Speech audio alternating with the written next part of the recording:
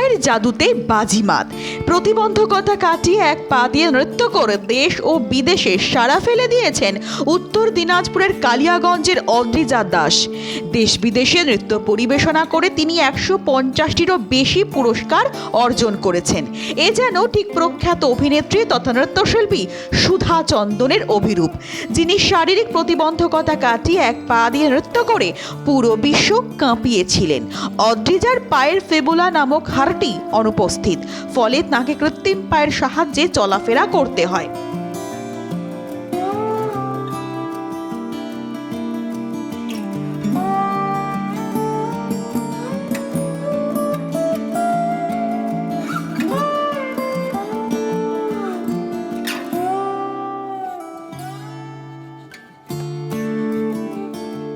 কিন্তু সমস্ত প্রতিবন্ধকতা কাটিয়ে মাত্র 5 বছর বয়স থেকেই এক পায়ের জাদুতেই অদ্রিজা দেশ এবং বিদেশের বহু জায়গায় আজ সুনাম অর্জন করে ফেলেছেন। অদ্রিজার মা দেবশ্রী সরকার বলছেন, জন্মের মাত্র 21 দিন বয়সে দিল্লি এইমসে অদ্রিজার চিকিৎসা শুরু হয়। সেখানেই চিকিৎসকরা তার এই পায়ের গঠন দেখে তাকে কত্থক নৃত্যে ভর্তি করবার পরামর্শ দিয়েছেন। না, সাফল্য সেভাবে কিছু নয়, এখনো অনেকটা পথ চলা বাকি, সবে পথে নেমেছে। সকলের আশীর্বাদ, গুরুদের আশীর্বাদ, তাদের শুভকামনা ওর আগামী দিনের পাথেয় হোক। ও প্রতিকূলতা তো প্রত্যেকটা মানুষের জীবনেই কম বেশি থাকে, তো প্রতিকূলতাকে জয় করলে পরেই তো জীবনের সঠিক আস্বাদন হয়। আর আমাদের জীবনে যদি প্রতিকূলতা না থাকে, শুধু সরল সাদাসিধে ভাবে চলতে থাকি, তাহলে সেই জীবনের কোনো আনন্দ সেভাবে পাওয়া যায় না। জীবনে যত প্রতিকূলতা আসবে তত সেই প্রতিকূলতাকে কাটানোর জন্য যে মনোভাবটা তৈরি হবে, এটা খুব জরুরি।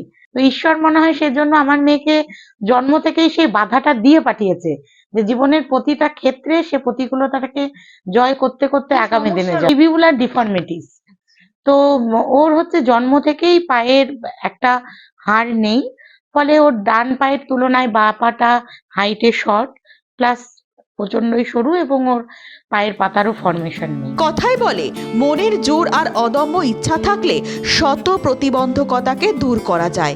অদ্রিজা সেটাই করে দেখালো। আমার ভালো লাগে। আমি সিঙ্গাপুর, বৃন্দাবন, ভিলাই, নাগপুর, লখনৌ, দিল্লি,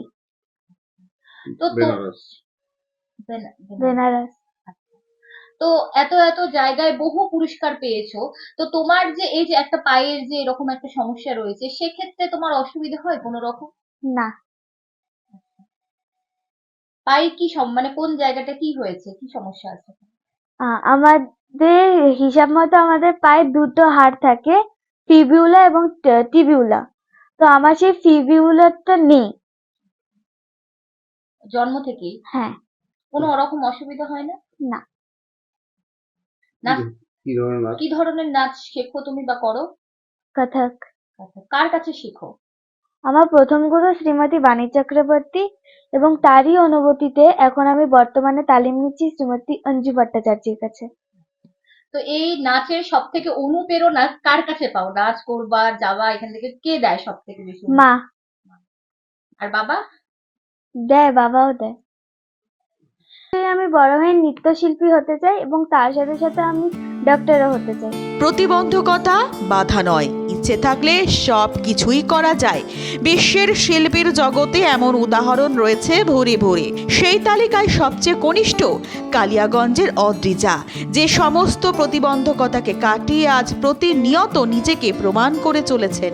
উত্তর দিনাজপুর থেকে প্রিয়া গুপ্তার রিপোর্ট, দিন দর্পণ।